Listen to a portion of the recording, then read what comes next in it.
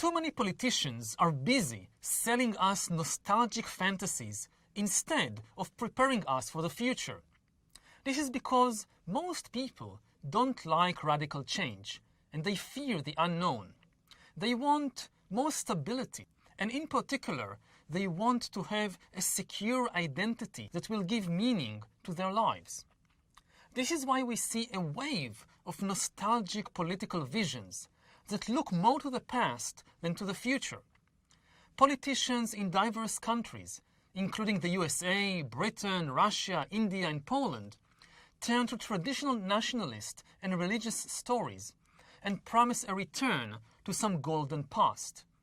In my own country of Israel, the government relies on the Bible and on Jewish tradition to justify its actions. Nationalism and religion are comforting because they explain to us in simple terms what is happening in the world, what is our personal place in the cosmic drama, who we are, and what is the meaning of our lives.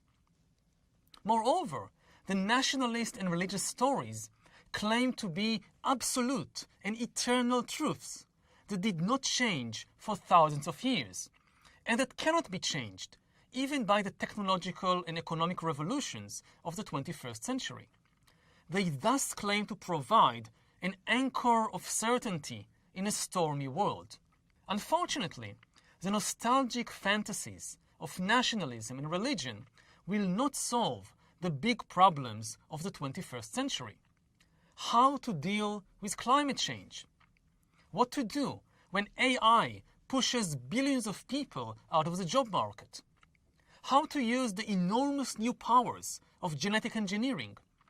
You won't find the answers to these questions in the Bible or in Judaism, because the people who wrote the Bible and created Judaism knew little about global warming and knew even less about genetics and computers.